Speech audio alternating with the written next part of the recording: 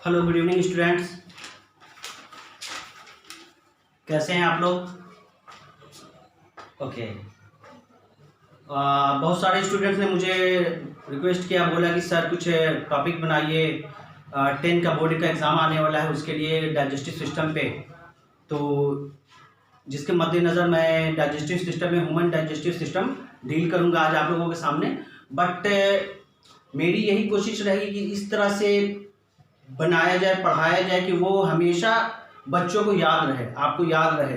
क्योंकि मैं भी स्टूडेंट होकर गुजर चुका हूँ, अभी भी पढ़ाई कर रहा हूँ। तो मेरा ये चीज़ रहता है कि मैं उस चीज़ को कैसे पढ़ूँ कि वो चीज़ हमेशा मुझे याद रहे। क्योंकि मुझे अगर ऐसा मैं करूँगा तो वो चीज़ मुझे आगे समझने में आसानी होगी, राइट। तो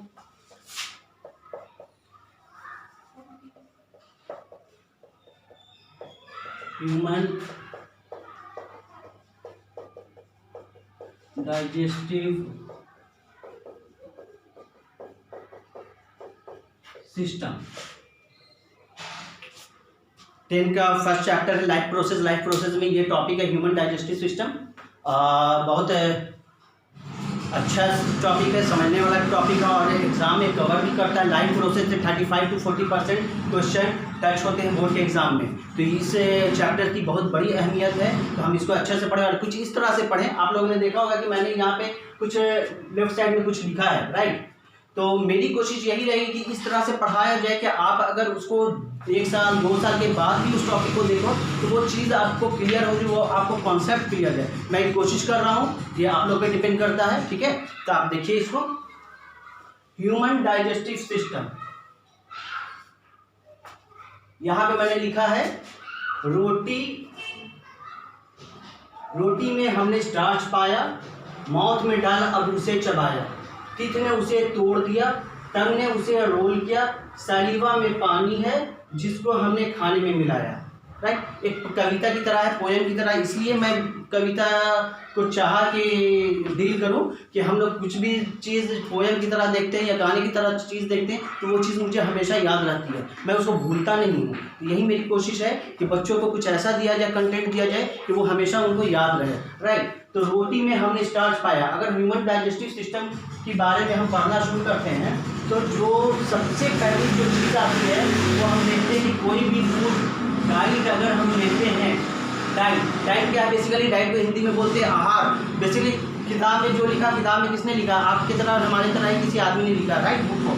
तो डाइट के बारे में हम यही जानते हैं कि जो चीज़ हम लोग खाते हैं वो हमारा आहार कहलाता है। The food we eat daily is called our diet. और वैसा डाइट जिसमें बैलेंस ऑल न्यूट्रिएंट्स प्रेजेंट हो, for example carbohydrate, protein, mineral, fat, roughage, तो उस तरह के वैसे डाइट जिसमें ये सारे न्यूट्रिएंट्स प्रेजेंट होंगे उनको हम लोग कहेंगे balance diet. Such type of nutrition in which all the nutrients are present that is known as balance diet, right. तो डाइट में हम लोग ने बैलेंस डाइट लिया, कहाँ पे लिया समझिएगा बच्चों। ये फॉर एग्जाम्पल ये मेरा रोटी है, ठीक है।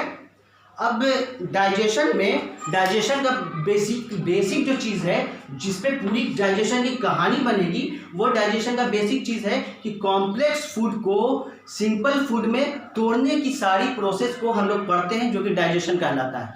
कॉम्प्लेक्स फूड को सिंपल फूड में, अब समझ में नहीं आ रहा कि ये कॉम्प्लेक्स फूड क्या है, ये कॉम्प्लेक्स फूड क्या है, कॉम्प्लेक्स फूड क्या, कैसे इसको डिफाइन करें। फॉर एग्जाम्पल कॉम्प्लेक्स फूड जो हम जल्दी एक्सेप्ट ना करें, सिंपल फूड जो आसानी से हम लोग एक्सेप्ट कर दें। फॉर एग्जाम्पल एक समूची सी रोटी चपाती है। अब इस रोटी को फोल्ड करके मुझे कोई ज़बरदस्ती टेक करवा दे, मुंह में डाल दे और कहे कि तब उसको निगलो, अब आप उसको खाओ, तो क्या ये पॉसिबल है? अगर मैं ज़बरदस्ती भी करूं तो वो चीज़ आकर मुझे यहाँ पे फंस जाएगी, जो कि मुझे तकलीफ देगा। हो सकता है कि चॉप करने के वजह कर इसोफेगस मेरी मौत भी हो जाए, राइट। तो ये चीज़ कॉम्प्लेक्स है, मैं इसको खा नहीं पा रहा हूँ। पर हम बायो के स्टूडेंट हैं, बायो के लिए पढ़ रहे हैं, आप बायो के स्टूडेंट हैं, तो ये देखिए ये रोटी तो कॉम्प्लेक्स थी बाय फीचर, बाय शक्ल की वजह कर एक बहुत बड़ी थी, जो कि मेरे लिए टफ थी। अब इसमें रोटी कहाँ से आया बच्चों? राइट, गेहूं मतलब वीट से आया। वीट कहाँ से आया? प्लांट से आया। तो प्लांट में क्या पाए जाते हैं जो स्टोर होता है, एनर्जी स्टोर होता है, दैट इज स्टार्च, राइट। ये जो स्टार्च है इस रोटी में प्रेजेंट, जिसको प्लांट के थ्रू आया वीट में, वीट के थ्रू हमने रोटी में खाया, ये मेरा बॉडी स्टार्च को एक्सेप्ट नहीं कर पाता। यही स्टार्च को तोड़ने की प्रोसेस, स्टार्च को तोड़कर और भी जो भी न्यूट्रिएंट्स हैं उनको तोड़कर बॉडी को एनर्जी प्रोवाइड करना, that is digestion. Clear?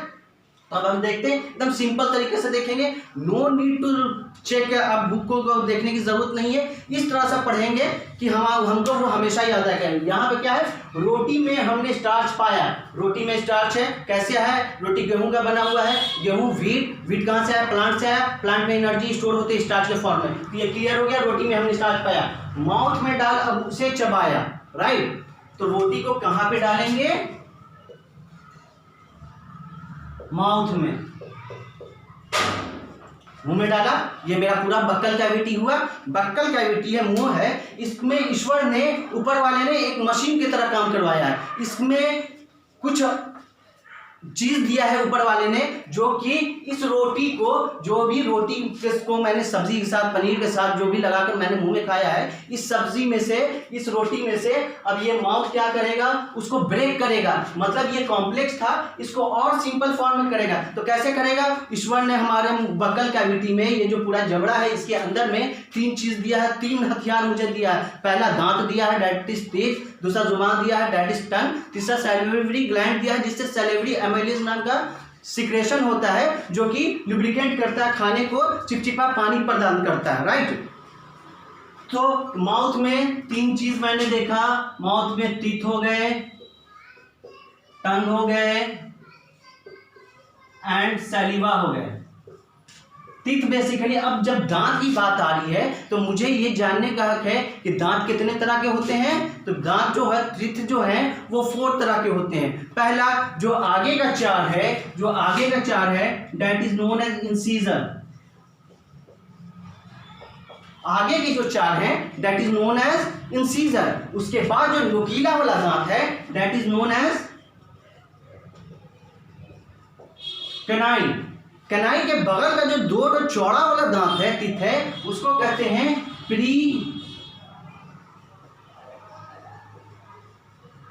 Premolar. और लास्ट के जो 3 चौड़े दांत हैं उनको कहेंगे मोलर, राइट। तो माउथ में जहां पे हमने रोटी को डाला है, सब्जी को डाला है, हमने अपने खाने को डाला है, क्यों डाला है, क्योंकि डाइजेशन की प्रोसेस हमारी माउथ से शुरू हो रही है। यहाँ पे मैंने डाला, इसको दबाया तो दांत ने इसको, दांत की ये 4 सब टाइप हैं, दांत के 4 टाइप हैं, इन चारों क्या करेंगे, अपना अपना काम करेंगे। कोई काटेंगे, कोई सब्जी को चबाएंगे, किसी से चबाएंगे, ये चारों मिलकर क्या करेगा, दांत की सहायता से पूरे दांत की वजह कर इसको क्या कर देगा, तोड़ देगा। किसको, उस रोटी को, उस सब्जी को, उस पनीर को, जो भी व्हाटएवर मैंने खाया है उसको वो तोड़ देगा। क्या, दांत तोड़ देगा। तो दांत का ये काम हो गया। अब जबान क्या करेगा, हम यहां देखो, माउथ में डाल, अब उसे चबाया, टीथ ने उसे तोड़ दिया, टीथ ने उसे तोड़ दिया, टंग ने उसे रोल किया। अब जबान की बारी है। हम कह रहे हैं कविता में कि टंग ने उसे रोल किया, मतलब कि जो सब्जी, जो चीज को, रोटी को मैंने खाया है, मैं चबा रहा हूं, अब उसको कोई सब्जी देखते कभी कोना में चला जाता है, अब कोना में भाग गया, अब उसको निकालू कैसे, तो मैं जबान से उसको दम दम वहां तक पहुंचाए हुए हैं कि आप उसको खींच के निकाल ही लेंगे, राइट। तो जबान का काम है, उस जो रोटी है, जो सब्जी है, जो भी डाइट है जो हमने खाया है, जिसको दांत के थ्रू हमने चबाया है, कुछ पार्ट अगर कहीं पे भाग रहा है तो उसको जबान से खींचकर उसको रोल करना है और मिलाने का काम है, राइट। फिर आगे कविता में देखते हैं, सैलिवा में पानी है जिसको हमने खाने में मिलाया। अब सैलिवा जो है, सैलिवा है, सैलिवा में क्या है, पानी है। तो सैलिवा का काम क्या होता है, हम लोग घर में किचन में जाते हैं, किचन में ग्राइंडर है, मसाला पीसने की मशीन है। अगर मान लो कोरिएंडर, धनिया की अगर चटनी बनाना है तो हम लोग क्या करेंगे, पहले धनिया लिया, उसमें लहसुन डाला, उसमें टेस्ट के लिए मिर्च डाला, उसमें नींबू निचोड़ा।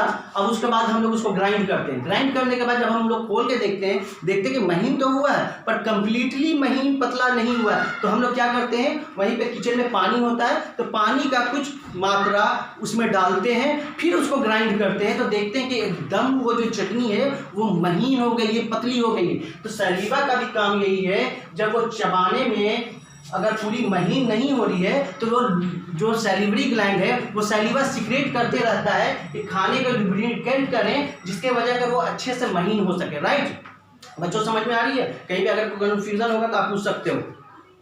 तो अब ये खाना क्या हो गया, एकदम महीन हो गया। अब ये कहाँ जाएगा, अब ये खाने का काम माउथ में कंप्लीट हो गया। इतना से मैं साफ कर दूं?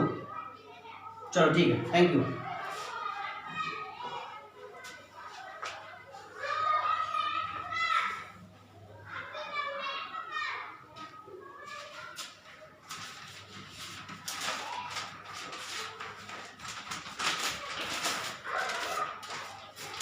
ये जो कविता मैंने तैयार किया है पूरे डाइजेस्टिव सिस्टम पे, ह्यूमन डाइजेस्टिव सिस्टम पे, इस बोर्ड पे लिख पाना पॉसिबल नहीं हो रहा है, तो आगे का जो चीज़ है मैं उसको मैं आपको बता दूंगा, पढ़ के कविता सुना दूंगा। और डील तो मैं यहाँ पे कर रहा हूँ, यहाँ पे तो कॉन्सेप्ट क्लियर कर ही रहा हूँ। आगे में है, चबाया खाने को मस्ती में, इसोफेगस में धक्का दिया एपिग्लॉटिस ने। चबाया खाने को मस्ती में, इसोफेगस में धक्का दिया एपिग्लॉटिस ने। अब इसको क्लियर करते हैं। अब यहाँ के बाद खाना कहाँ शिफ्ट करेगा, ये पतली नली है, दैट इज नोन एज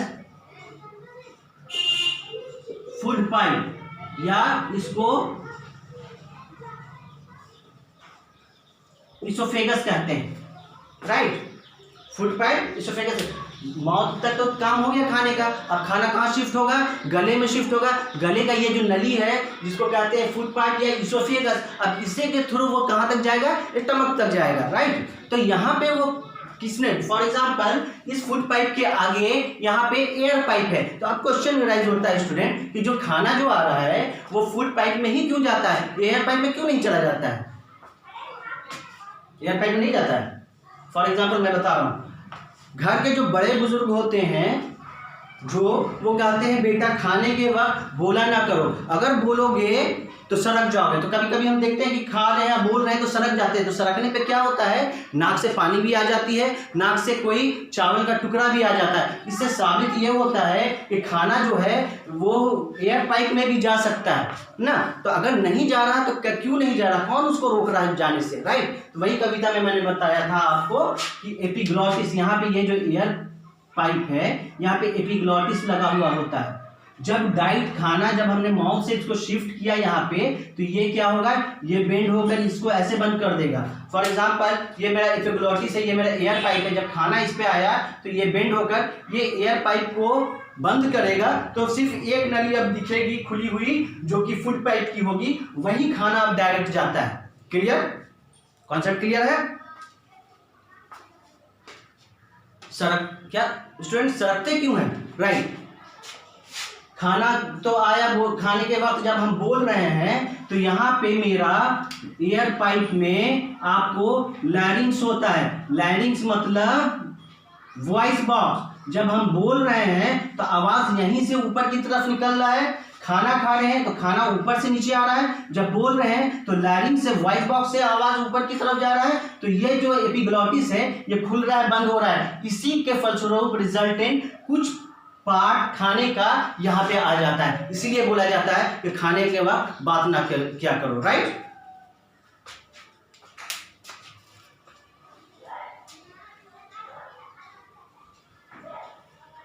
अब मैं पढ़ा रहा हूँ आपको तो मैं देख रहा हूँ, देखो कि मैं चल भी रहा हूँ, सब कोई चलता है, सबका अपना अलग अलग मूवमेंट है। तो खाने की जो ये इसोफेगस है, इतनी बड़ी नली है, तो खाना यहाँ से यहाँ तक कैसे आया, कुछ तो तरीका होगा उसको आने का, है ना, कोई तो मूवमेंट होगा। तो हमने कविता में आगे लिखा है, अब खाना चला ठुमक ठुमक के, कहा उसे कॉन्ट्रैक्शन एंड एक्सपेंशन। पूरा था ये, चबाया खाने को मस्ती में, इसोफेगस में धक्का दिया एपिग्लॉटिस ने, अब खाना चला ठुमक ठुमक के, कहा उसे कॉन्ट्रैक्शन एंड एक्सपेंशन। अब खाना चला, खाना कहाँ चला? इस एसोफेगस में चला, जिसको क्या कहा? Contraction expansion. हम लोग देखते हैं कॉन्ट्रैक्शन, सिकुड़ा, एक्सपेंशन, बढ़ा, सिकुड़ा, बढ़ा। तो जो खाने की मूवमेंट है इसोफिगस में उसको कॉन्ट्रैक्शन और एक्सपेंशन कहते हैं, जिसका बायोलॉजिकल टर्म है पेरिस्टैल्टिक मूवमेंट। खाने की जो चाल है जिसको बायोलॉजिकल टर्म है पेरिस्टैल्टिक मूवमेंट, या पेरिस्टैल्टिक मूवमेंट क्या है? सिकुड़ना, बढ़ना, सिकुड़ना, बढ़ना। फॉर एग्जांपल बरसात के दिनों में हम लोग चारों तरफ देखते हैं जोंक, लीच, तो वो कैसे चलता है? सिकुड़ रहा है, बढ़ रहा है, सिकुड़ रहा है, बढ़ रहा है, राइट। तो वही जो मूवमेंट है जिसको कॉन्ट्रैक्शन एंड एक्सपेंशन कहते हैं, जिसका बायोलॉजिकल टर्म पेरिस्टैल्टिक मूवमेंट कहलाता है। Clear student? कहीं पे कंफ्यूजन? मजा आ रहा पढ़ने में? चलो गुड।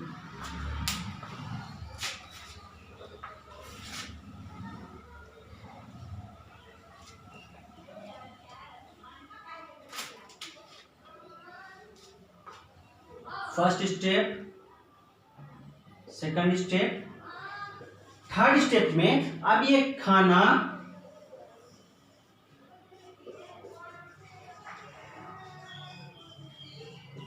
समझना, अब ये खाना कहाँ आएगा? पेट में आएगा, स्टमक में आएगा।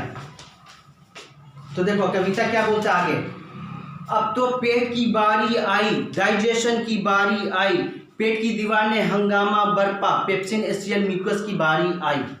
समझो, अब तो पेट की बारी आई, मतलब एसोफेगस का काम खत्म, अब पेट का बारी आया, अब पेट में डाइजेशन होगा। डाइजेशन की बारी आई, पेट की दीवार ने हंगामा बरपा, पेप्सिन एसियल म्यूकस की बारी आई। कविता बोलता है अब तो पेट की बारी आई, डाइजेशन की बारी आई, पेट की दीवार ने हंगामा बरपा, पेप्सिन, HCl और म्यूकस की बारी आई, राइट। यही कविता बोलता है। इस कविता को समझे। अब यहां से खाना शिफ्ट किया कहाँ? पेट में, स्टमक में। स्टमक का साइज शेप कैसा होता है? जे शेप्ड होता है। कैसा होता है? जे शेप्ड होता है, इलास्टिक की तरह होता है। अगर ज्यादा हम खाना खाए तो देखते हैं कि गोल की तरह निकल गया है, तो इलास्टिकली नहीं होता है, जे शेप्ड होता है। अब ये खाना पहुंचा पेट में, पेट में पहुंचा, पेट में भी कुछ इसका काम होगा। तो पेट में ये जो वॉल है, स्टमक वॉल है, इससे गैस्ट्रिक, यहां पे लिख देते हैं बच्चों, गैस्ट्रिक जूस सिक्रीट होता है। गैस्ट्रिक जूस कहां से सिक्रीट होता है? पेट से सिक्रीट होता है। अब सवाल ये उठता है कि ये गैस्ट्रिक जूस है क्या? राइट, गैस्ट्रिक जूस है क्या? सर बता रहे हैं गैस्ट्रिक जूस है। गैस्ट्रिक जूस है क्या? माइंड में हिट कर रहा है। क्यों हिट कर रहा है? क्योंकि सूर्य का पूरा कॉन्सेप्ट क्लियर हो गया, समझ में आ गया। अब इंटरेस्ट जाग गया है और मुझे कोई टाइम ले बताने में तो बड़ा बेचैनी होती है कि जल्दी से मुझे ये चीज जान लेना चाहिए। तो पेट में जे शेप्ड होता है, पेट के वॉल से गैस्ट्रिक जूस निकलता है। ये गैस्ट्रिक जूस कौन कौन है बच्चों? Pepsin, HCl hydrochloric acid and mucus. Clear? ये तीन चीजें। अब इसका काम क्या है? ये किस चीज का नाम है भाई? अब पेट में इतना भी होता है, हम लोग खाने के बाद तो सोचते ही नहीं है कि इतना लंबा लेंदी प्रोसेस है, बट अब ये है क्या? पेप्सिन। तो पेप्सिन का काम है, यहां पर 3 नंबर में अभी हटा दे रहा हूं लिखने के लिए, काम है ब्रेक डाउन करना प्रोटीन का। HCl का काम है मीडियम को एसिडिक करना, ठीक है। म्यूकस का काम है प्रोटेक्शन। अब समझो बच्चों, इसोफेगस से खाना शिफ्ट कर गया पेट में, पेट के वॉल से गैस्ट्रिक जूस निकलता है, गैस्ट्रिक जूस में पेप्सिन होता है, HCl होता है हाइड्रोक्लोरिक एसिड और म्यूकस होता है। पेप्सिन का काम है प्रोटीन का तोड़ने का काम। अब पेप्सिन को बोला गया कि भाई भैया आप अपने काम पे लग जाओ, प्रोटीन को तोड़ो। पेप्सिन हाथ खड़ा कर देता कि नहीं, मैं तो टच करूंगा ही नहीं, मैं तो काम करूंगा ही नहीं। सब समझाते हैं लोग, HCl और म्यूकस क्यों नहीं काम करो, क्यों नहीं प्रोटीन को तोड़ोगे, तुम्हारा काम है ये। तो नहीं, मैं तो करूंगा ही नहीं। तो भैया अगर डिमांड क्या है वो बताओ। कैसे काम करोगे? तो पेप्सिन बोलता है तब तक खाने में से, खाना मतलब यहीं से शुरू हुआ ना रोटी से, तब तक हम खाने को तोड़ेंगे नहीं जब खाने का मीडियम एसिडिक ना हो। ये कंडीशन किसने रख दिया?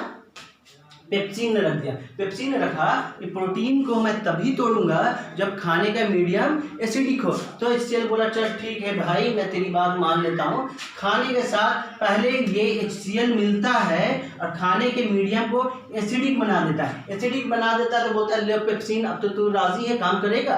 तो पेप्सिन बोलता है हाँ अब मैं काम करूंगा। तब पेप्सिन नेक्स्ट क्या करता है? खाने में से प्रोटीन के ब्रेक डाउन करता है।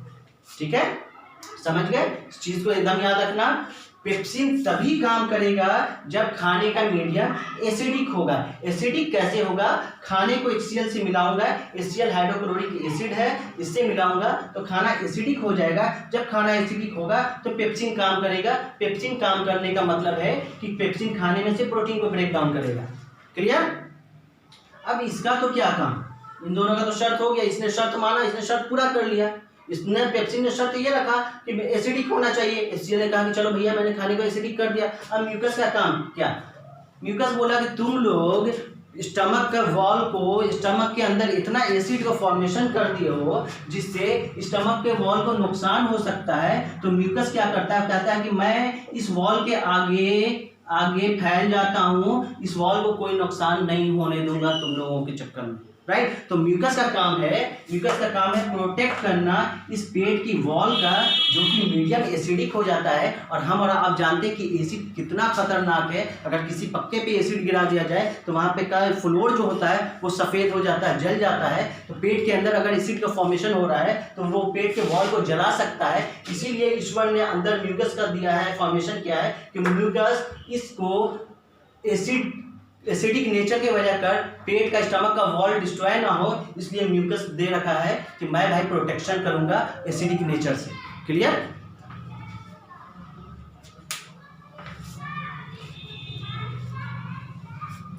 क्लियर है बच्चों? ठीक, साफ करो।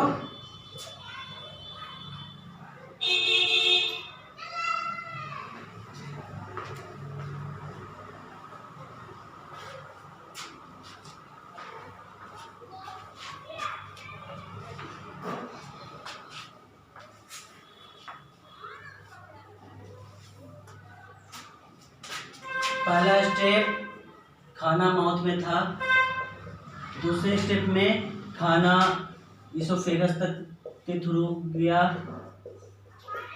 तीसरा स्टेप में खाना स्टमक में पहुंचा, अब फोर्थ स्टेप में खाना स्मॉल इंटेस्टाइन में पहुंचेगा। राइट? स्मॉल इंटेस्टाइन में पहुंचेगा। देख लेते हैं स्मॉल इंटेस्टाइन के लिए क्या कविता लिखा हुआ है।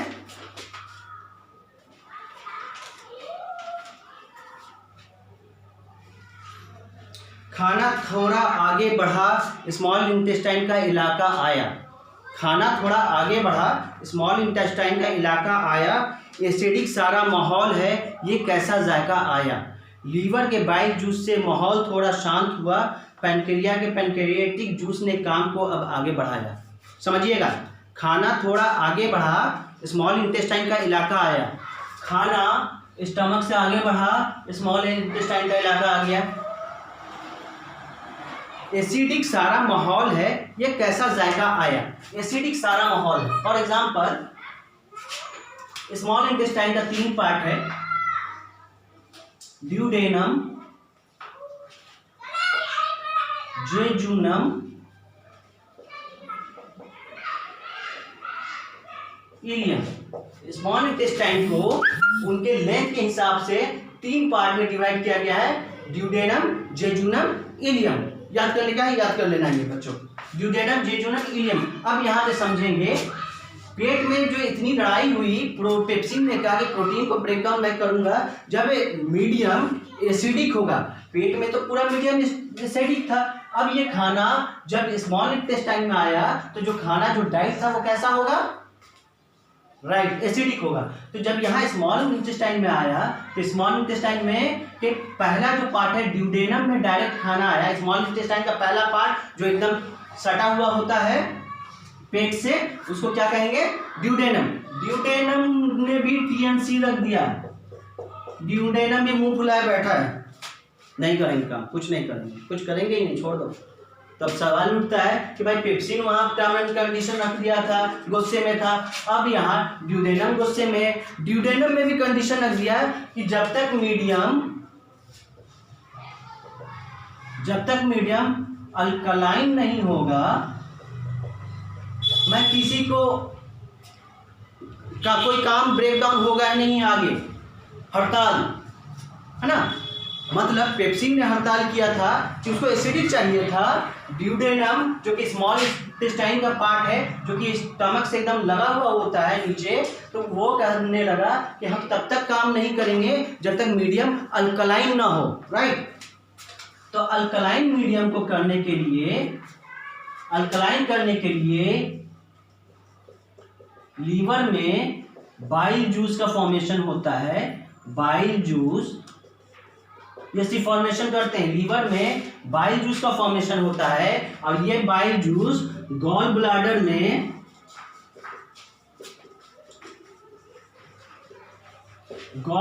में स्टोर होता है। लीवर में बाइल जूस का फॉर्मेशन होता है, बाइल जूस से गॉल ब्लैडर में शिफ्ट होता है। ये बाइल जूस गॉल ब्लैडर में स्टोर होता है, और गॉल ब्लैडर से एक नली निकलती है जो कि ड्यूडेनम से अटैच होती है। गॉल ब्लैडर से एक नली निकलती है जो कि ड्यूडेनम से अटैच होती है। तो गॉल ब्लैडर से यही बाइल जूस ड्यूडेनम में आता है, और ड्यूडेनम के सारे मीडियम को अल्कलाइन बनाता है। Clear student? आप कॉन्सेप्ट क्लियर करो, पढ़ाई का मतलब है कॉन्सेप्ट क्लियर करना।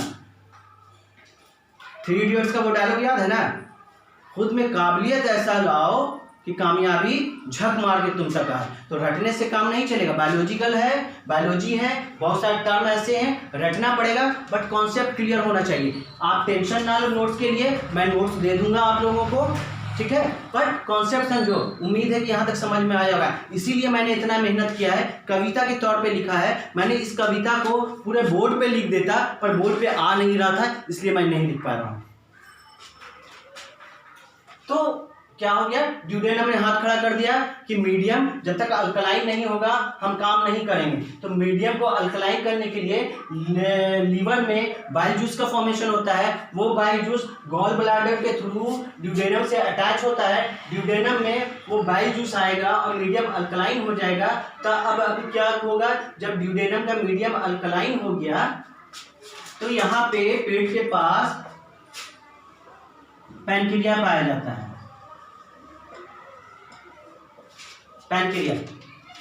पैनक्रिया से भी पैनक्रियाटिक जूस निकलती है। ये पैनक्रियाटिक जूस जो है क्या है? एमाइलेज, ट्रिप्सिन,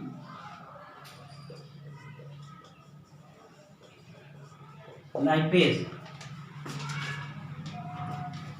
पैनक्रिया से पैनक्रियाटिक जूस निकला, पैनक्रिया से पैनक्रियाटिक जूस निकला। ये पैनक्रियाटिक जूस क्या है? Amylase, trypsin, lipase. अब ये मीडियम अल्कलाइन हो गया है, तो अब ये तीनों काम करेगा। ये तीनों अब काम करेगा। तो एमिलेज का काम है, साफ करो बच्चों, ऊपर का यहाँ का साफ करता हूं।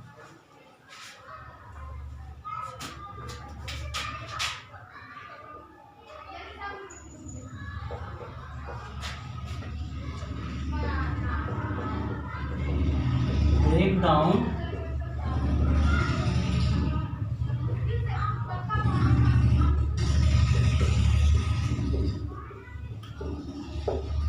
carbohydrate,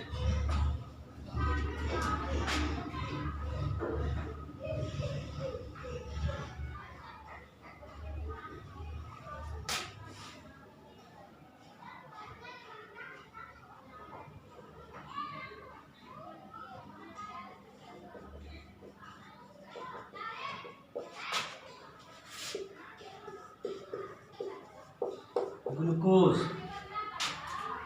trypsin,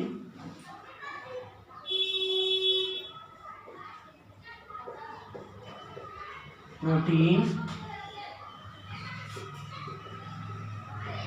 amino acid,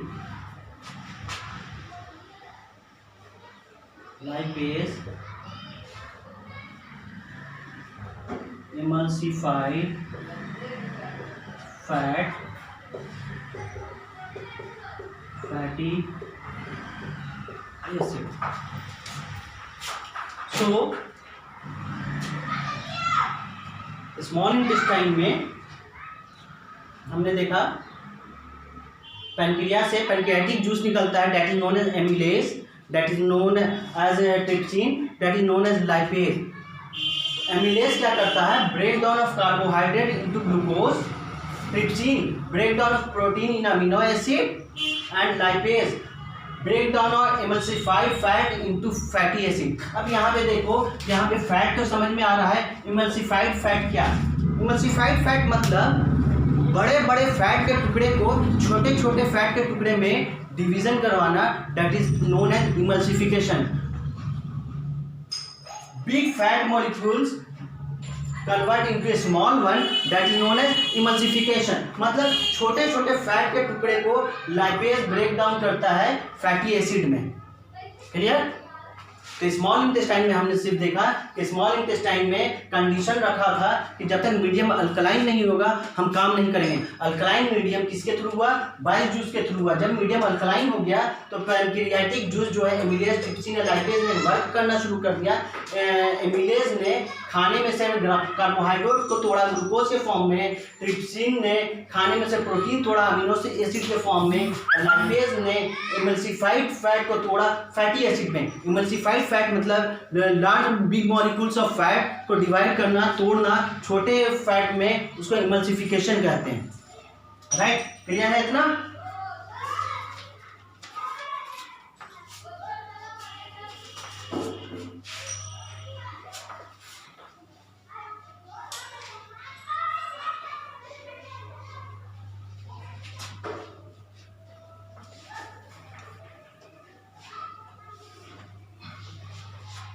small intestine में ही डाइजेशन का सारे प्रोसेस हो जाते हैं। स्मॉल इंटेस्टाइन में ही डाइजेशन का सारा प्रोसेस हो जाते हैं। अब ये जो डाइजेशन हम लोग कर रहे हैं तो क्यों कर रहे हैं?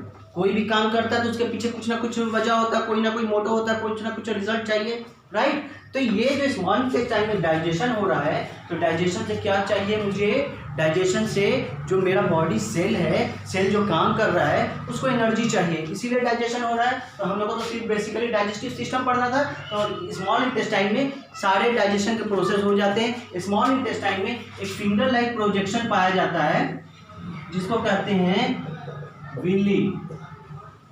स्मॉल इंटेस्टाइन में फिंगर लाइक प्रोजेक्शन पाया जाता है जिसको कहते हैं विली। इस विली के अंदर ब्लड कैपिलरीज पाई जाती है।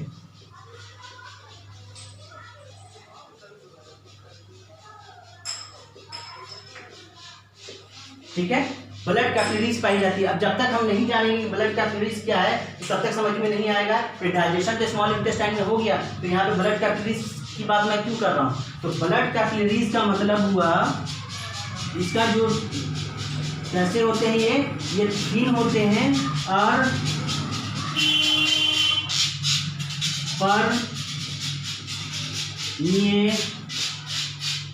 परमिएबल होते हैं।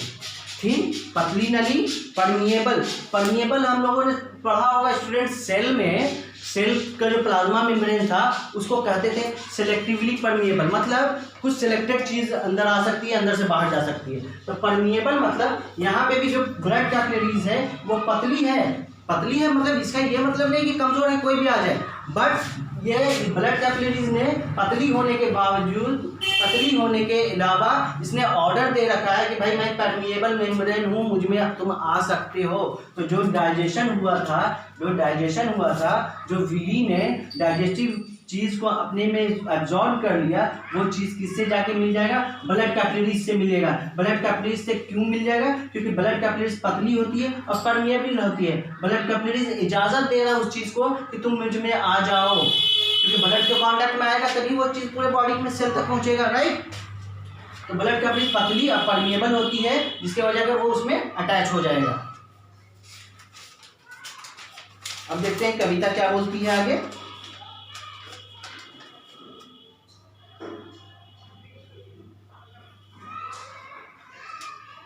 डाइजेशन की सारी प्रक्रिया यहाँ अब खत्म हुई। स्मॉल इंटेस्टाइन का विली में डाइजेस्टिव पार्ट जब्त हुई। डाइजेशन का सारा प्रक्रिया बताया मैंने स्मॉल इंटेस्टाइन में खत्म हुई, और डाइजेस्टिव पार्ट जो भी है डाइजेशन हुआ है वो किसने अब्जॉर्ब कर लिया, स्मॉल इंटेस्टाइन के विली ने अब्जॉर्ब कर लिया। फिर वो विली के ब्लड कैपिलरीज में जाकर शिफ्ट हुई। अब वो ब्लड कैपिलरीज में जाकर शिफ्ट हो गई। ब्लड कैपिलरीज में वो डाइजेशन हो गया है खाने का, वो ब्लड कैपिलरीज तक गया। कैसे गया? क्योंकि ब्लड कैपिलरीज पतली होती है और इजाज़त देती है कि मुझ में तुम आ सकते हो, तो इसी तरह से वो उसके कॉन्टैक्ट में चला गया। अब लास्ट में अब थोड़ा सा काम है बाकी। अनडाइजेस्टेड फूड रेक्टम में जाएगी।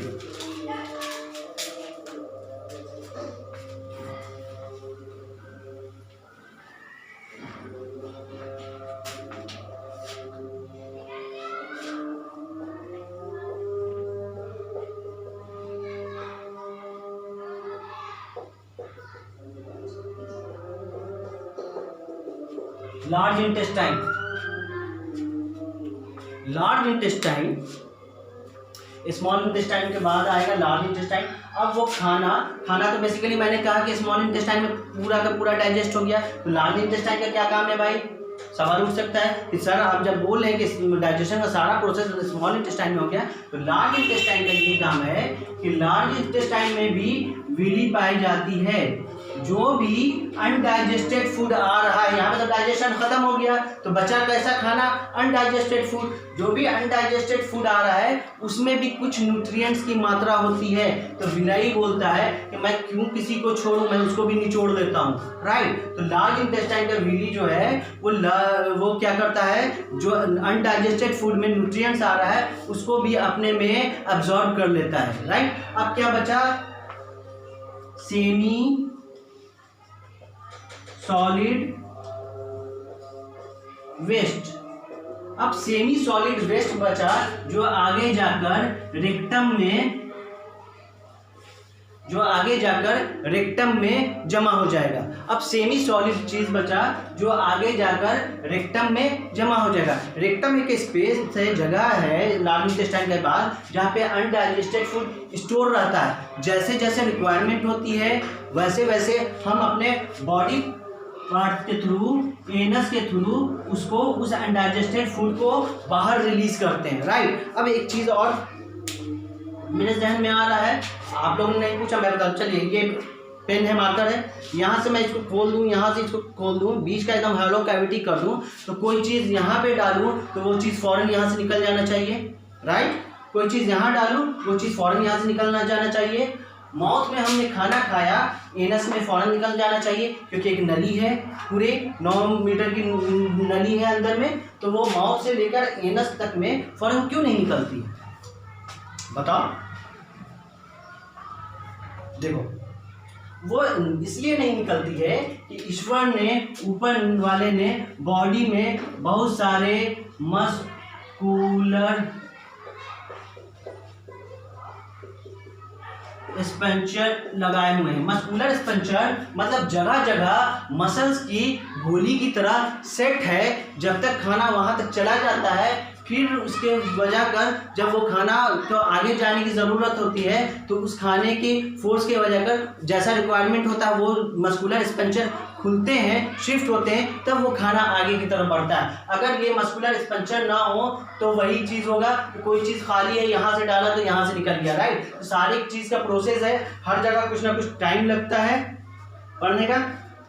तो ये मैंने कोशिश किया है कि ह्यूमन डाइजेस्टिव सिस्टम समझाऊं। नोट्स के लिए आप टेंशन नहीं लेंगे, मैं नोट्स आपको प्रोवाइड कर दूंगा सेम टू सेम। मैंने कोशिश किया था कि कविता की तरह इसको लिख कर आपको बताया जाए कि कविता भी अगर आपके जहन में रहेगा तो ये सारा का सारा ह्यूमन डाइजेस्टिव सिस्टम आपको याद रहेगा। कविता तो मैंने लिखा पर इस बोर्ड पे वो पूरा आ नहीं पाया, इसीलिए मैंने आपको पढ़ा उस कविता को, फिर उसको डील किया मैंने, राइट। अगर मैं ये तो चीज़ समझ गया, अगर मैं एक बार फिर से कविता को दोहराऊं तो सुनो बच्चों, ये कविता क्या कहती है। रोटी में हमने स्टार्च पाया, माउथ में डाल जब हमने उसे चबाया, टीथ ने उसे तोड़ दिया, टंग ने उसे रोल किया, सैलीवा में पानी है जिसको हमने खाने में मिलाया। आगे कहता है चबाया खाने को मस्ती में, इसोफेगस में धक्का दिया एपिग्लॉटिस ने, अब खाना चला ठुमक ठुमक के, कहा उसे कॉन्ट्रैक्शन एंड एक्सपेंशन। आगे है अब तो पेट की बारी आई, डाइजेशन की बारी आई, पेट के दीवार ने हंगामा बरपा, पेप्सिन एसियल म्यूकस की बारी आई। ठीक है, नेक्स्ट फर्दर है कविता में, पोएम में, पेप्सिन का है काम ये आया, पर उसने तो हंगामा बरपाया, एसियल ने अब उसे संभाला, तब पेप्सिन कुछ कर भी पाया। पेप्सिन हम जान रहे हैं, पेप्सिन का काम है प्रोटीन तोड़ना, प्रोटीन नहीं तोड़ पा रहा था, क्यों? तो हंगामा कर रहा था कि हम नहीं तोड़ेंगे, कब तक? क्योंकि जब तक मीडियम एसिडिक ना हो, राइट। अब आगे है इन दोनों की दोस्ती में माहौल पूरा एसिडिक हुआ, म्यूकस ने भी कह दिया अब तुम दोनों का बहुत हुआ। खाना थोड़ा आगे बढ़ा, स्मॉल इंटेस्टाइन का इलाका आया, एसिडिक सारा माहौल है, ये कैसा जायका आया। ड्यूडेनम हाथ खड़ा कर देता है ना कि कैसा जायका आ रहा है, तो जायका खाने का वहाँ एसिडिक आ रहा है, राइट। तो एसिडिक पे तो ड्यूडेनम काम नहीं करेगा, स्मॉल इंटेस्टाइन का जो पार्ट है। लीवर के बाइल जूस से माहौल थोड़ा शांत हुआ, पैनक्रिया के पैनक्रियाटिक जूस ने काम को अब आगे बढ़ाया। Pancreatic juice amylase trypsin lipase जो कि पूरा का पूरा ब्रेक डाउन कर देता है डाइजेशन प्रोसेस को। अब है डाइजेशन की सारी प्रक्रिया यहाँ अब ख़त्म हुई, स्मॉल इंटेस्टाइन के विल्ली में डाइजेशन पार्ट जब्त हुई, फिर वो विल्ली के ब्लड कैपिलरी में जाकर शिफ्ट हुई। अब थोड़ा सा काम है बाकी, अनडाइजेस्टेड फूड रेक्टम में जाएगी, राइट। ये कोशिश किया है मैंने, कविता है, अगर कविता भी जहन में रहे तो मुझे पूरा का पूरा ये चैप्टर याद हो जाएगा, समझ में आ जाएगा, क्योंकि कॉन्सेप्ट क्लियर करना है। हम लोग किसी गाने को सुनते हैं, किसी कविता को सुनते हैं, तो वो चीज़ मुझे हमेशा याद रहती है। यही एक कोशिश किया था कि बच्चों को कुछ ऐसा दिया जाए कि पढ़ाई को इस तरह से पढ़े कि वो चीज़ हमेशा याद रहे। अगर हमेशा याद रहेगा तो आपको रटने में भी आपको आसानी होगी, राइट। तो एक बार फिर से हम लोग इसको कर दें, रिकैप कर ले। माउथ था, माउथ में हमने डाइट लिया, डाइट को माउथ में क्या किया, टीथ से, टंग से, सैलिवरी एमिलेज के थ्रू जो भी था पढ़ चुके हैं वो ब्रेक डाउन किया। फिर वो कहाँ गया, इसोफेगस में गया वो खाना। वो इसोफेगस में एक चाल होती है, मूवमेंट होती है खाने के, जिसको कॉन्ट्रैक्शन एक्सपेंशन कहते हैं। कॉन्ट्रैक्शन एक्सपेंशन को बायोलॉजिकल टर्म पेरिस्टाल्टिक मूवमेंट है। पेरिस्टाल्टिक मूवमेंट की वजह कर वो इसोफेगस से होते हुए पेट में जाता है। पेट की वॉल से, स्टमक की वॉल से गैस्ट्रिक जूस निकलती है। ये गैस्ट्रिक जूस क्या है, तो पेप्सिन है, एचसीएल है, म्यूकस है। पेप्सिन का क्या काम है, खाने में प्रोटीन को ब्रेक डाउन करने का काम है। पर पेप्सिन कहता है कि मैं जब तक काम नहीं करूंगा जब तक मीडियम एसिडिक ना हो, तो उसके मांग को पूरी करने के लिए HCl खाने से मिलता है, खाने के मीडियम को एसिडिक बनाता है, तब पेप्सिन फिर फर्दर उसमें से प्रोटीन को ब्रेक करता है। इन दोनों के काम में पेट में इतना एसिडिक फॉर्मेशन हो जाता है कि पेट वॉल को हो सकता है नुकसान पहुँचे। तो म्यूकस क्या है, एक चिपचिपा लेयर है जो कि वॉल के चारों तरफ सेट कर जाता है कि वो वॉल को नुकसान नहीं पहुँचाने देता है। फिर वो खाना कहाँ जाता है, शिफ्ट करता है डाइजेशन होने के बाद स्मॉल इंटेस्टाइन में। स्मॉल इंटेस्टाइन का जो पहला सेक्शन है ड्यूडेनम, जो कि स्मॉल इंटेस्टाइन से एकदम अटैच होता है, वो भी हाथ खड़ा कर देता है, टर्म एंड कंडीशन अप्लाई कर देता है कि जब तक मीडियम अल्कलाइन ना होगा मैं काम नहीं करूंगा। मीडियम पेट में एसिडिक था, वही एसिडिक खाना ड्यूडेनम में आएगा तो कैसा रहेगा, एसिडिक रहेगा। एसिडिक रहेगा तो क्या होगा, ये ड्यूडेनम काम नहीं करेगा। वहां पे ड्यूडेनम में कौन है, पैनक्रिया से जो पैनक्रियाटिक जूस आ रहे हैं वो काम नहीं करेंगे। काम क्या है उनका, ब्रेक डाउन करना न्यूट्रिएंट्स को बॉडी के लिए, बॉडी के रिक्वायरमेंट के लिए। सो फर्दर लीवर से बाइल जूस सिक्रीट होती है, वो गॉल ब्लैडर में जाके स्टोर होती है। गॉल ब्लैडर से एक नली निकलती है जो कि आपको ड्यूडेनम से अटैच होती है। तो बाइल जूस जब ड्यूडेनम में आता है तो वो सारा मीडियम को अल्कलाइन कर देता है। जब मीडियम अल्कलाइन हो जाता है तो पैनक्रिया के पैनक्रियाटिक जूस जो है एमिलेज, ट्रिप्सिन, लाइपेज, अब वो फर्दर काम करते हैं। कोई कार्ब को तोड़ेगा, कोई प्रोटीन को तोड़ेगा, कोई फैट को तोड़ेगा, सब मैंने बता दिया, समझा दिया है। फिर वो स्मॉल इंटेस्टाइन में फिंगर लाइक प्रोजेक्शन होता है जिसको विली बोलते हैं। विली का काम क्या है, वो डाइजेस्टेड फूड को एब्जॉर्ब कर लेना, वो अपने आप में एब्जॉर्ब कर लेता है। अब वो डाइजेस्टेड फूड बॉडी में कैसे पहुँचे, बॉडी पार्ट तक पहुँचने के लिए ब्लड, विली में ब्लड कैपिलरीज पाई जाती है। ब्लड कैपिलरीज एक नली में गुजर रही है, वहाँ डाइजेस्टेड फूड कैसे जाएगा, तो मैंने पढ़ा कि वहाँ इसलिए जाएगा कि ब्लड कैपिलरीज क्या है, पतली नली है और परमिएबल मेम्ब्रेन की बनी हुई है। परमिएबल मेम्ब्रेन कि भाई आप आ सकते हो, तो वहाँ तक वो डाइजेस्टेड फूड गया, फिर वो ब्लड लेकर पूरे बॉडी के सेल में चला गया। सेल के साइटोप्लाज्म में मेरा माइटोकॉन्ड्रिया बैठा हुआ, और माइटोकॉन्ड्रिया को तो हम लोग जानते हैं पावर हाउस ऑफ सेल है, वही अब एनर्जी सप्लाई करेगा, है ना, पूरे बॉडी को। ठीक है बच्चों, समझ में आया? कोशिश करूंगा कि और पोएम लिखूं और कुछ बोर्ड में इस तरह करूंगा कि सारा आपका पोएम उसमें आ जाए, बट आज कोशिश किया तो इतना बड़ा था पोएम, क्योंकि आपका ह्यूमन डाइजेस्टिव सिस्टम भी तो बड़ा है ना, मैंने पूरे डाइजेस्टिव सिस्टम को पोएम में लेकर आ गया था, इसीलिए ले आया था कि जल्दी से समझ में आ जाए। ठीक है, एनीथिंग एल्स बच्चों? Okay, no, thank you so much.